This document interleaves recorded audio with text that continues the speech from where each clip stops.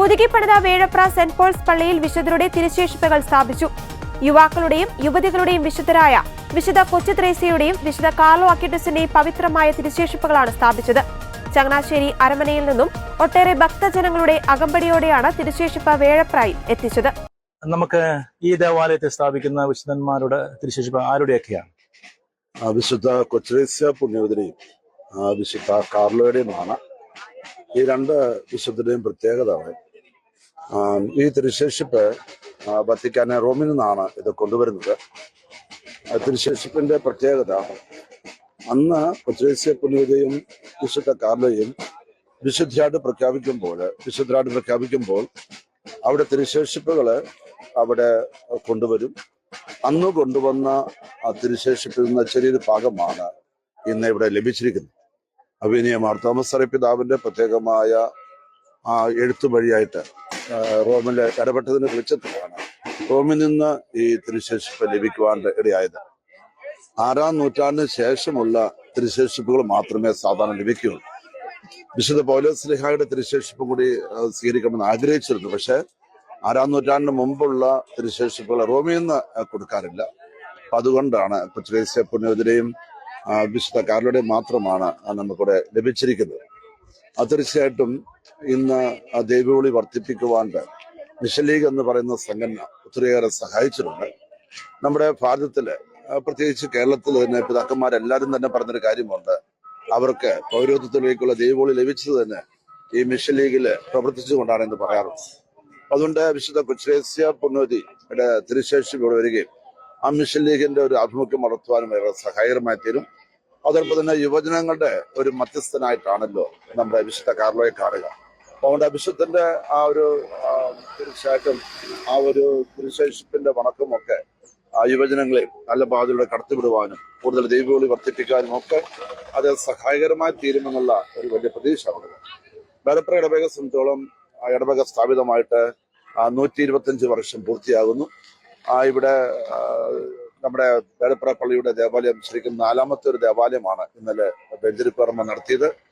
തീർച്ചയായിട്ടും ഇടവകയിലെ ദൈവജനം മുഴുവൻ സന്തോഷിക്കുമ്പോൾ ആ സന്തോഷത്തിന് കൂടുതൽ സന്തോഷം വർദ്ധിപ്പിക്കുവാനായിട്ട് ഈ രണ്ട് തിരുശേഷിപ്പുകളെ ഇവിടെ സ്ഥാപിക്കുന്ന വഴിയായിട്ട് സാധിക്കുന്നു. എന്നെ സംബന്ധിച്ചോളം എനിക്ക് ഏറെ സന്തോഷകരമായ കാര്യം കഴിഞ്ഞ ഒക്ടോബർ മാസത്തില് കൊച്ചുത്രേസ്യ പുണ്യവതിയുടെ കബറിടത്തിൽ പോയി അവിടെ പോയി പരിശുദ്ധ കുർബാന അർപ്പിക്കുവാനും വിശുദ്ധ കാർലോയുടെ കബറിടത്തിൽ പോയി പ്രാർത്ഥിക്കാനൊക്കെ സാധിച്ചു. അപ്പൊ അതുകൊണ്ട് തന്നെ ഇവിടെ തിരുശേഷിപ്പ് വരുന്നുവെന്ന് അറിഞ്ഞപ്പോൾ ഏറെ സന്തോഷത്തോടെ ഞങ്ങൾ എത്തുകയായിരുന്നു. എന്റെ ഇടവക ദേവാലയം കൂടിയാണ് വേഴപ്ര ഇടവക. കുട്ടനാട്ടിലുള്ള വേഴപ്ര സെന്റ് പോൾസ് ദേവാലയത്തിൽ വത്തിക്കാനിൽ നിന്നും കത്തോലിക്ക വിശ്വാസികൾക്ക് വണങ്ങുന്നതിനും പ്രാർത്ഥിക്കുന്നതിനുമായി വത്തിക്കാന്റെ പ്രതിനിധി കർദിനാൾ മാർ ജോർജ് കുവക്കാട് പിതാവ് തിരുശേഷിപ്പ് ആശീർവദിച്ച് സ്ഥാപിച്ചു. ഇടവക വികാരി ഫാദർ ജിയോ അവന്നൂരിന്റെ നേതൃത്വത്തിൽ വിശ്വാസികൾ തിരുശേഷിപ്പുകൾ സ്വീകരിച്ചു. തുടർന്ന് നടന്ന ഭക്തിസാന്ദ്രമായ കുർബാനയ്ക്കും കർദിനാൾ നേതൃത്വം നൽകി. കുട്ടനാടൻ മേഖലയിലെ ധാരാളം വിശ്വാസികൾ ഈ വിശുദ്ധ ചടങ്ങിൽ പങ്കെടുത്തു.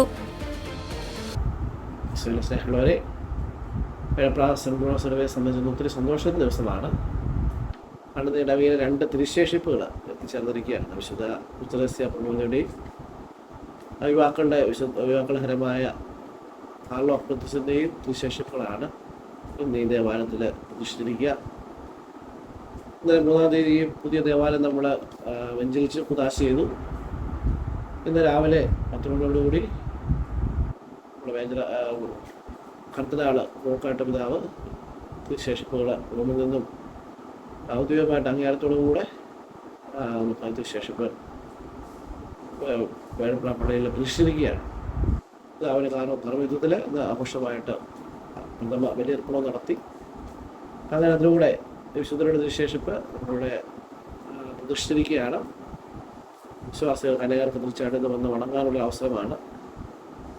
വിശേഷിപ്പിനെ വണങ്ങുന്നത് തീർച്ചയായിട്ടും നമ്മുടെ വിശുദ്ധനെ അനുസ്മരിക്കുന്നതാണ്. വിശുദ്ധന് നമുക്ക് നൽകിയ വലിയ മാതൃകളെ നമ്മൾ കൃത്യമായിട്ട് അവർ വണങ്ങുന്നതിനോട് നമ്മൾ അനുസ്മരിക്കണം. അതുകൊണ്ട് ഈശോയെ തന്നെ നമ്മുടെ ജീവിതത്തിലൂടെ അവർ കാണിച്ചു കൊടുത്തവരാണ്. അപ്പം തീർച്ചയായിട്ടും നമ്മൾ വിശുദ്ധനെ പോലെ ഈശോയെ കൊടുക്കുവാനുള്ള വലിയ ദൗത്യത്തെ തിരിച്ചറിഞ്ഞ് ആ ദൈവത്തെ കൂടുതൽ ബഹുമാനിക്കുവാൻ ആരാധിക്കുവാനും സാധിക്കട്ടെ. അങ്ങനെ കൃപയുടെ അനുഗ്രഹത്തിൻ്റെ നിമിഷങ്ങളായിട്ട് ഇത് മാറട്ടെ എന്ന് പ്രാർത്ഥിക്കുന്നു. അനേകരെ വിശേഷം വണങ്ങുവാനായിട്ട് വന്നുകൊണ്ടിരിക്കുകയാണ്. അത് അതൊരു തീർത്ഥാടനകേന്ദ്രമായിട്ട് തീർച്ചയായിട്ടും അതിന് ഫലമായിട്ട് വളരുവാനും അങ്ങനെ അനേകർക്ക് ആശ്വാസത്തിൻ്റെ വലിയ അനുഗ്രഹത്തിൻ്റെ നിമിഷങ്ങളായിട്ട് ഈ വിശേഷമാണ് മാറട്ടെ എന്ന് പ്രത്യേകമായിട്ട് ആശ്വസിക്കുന്നു.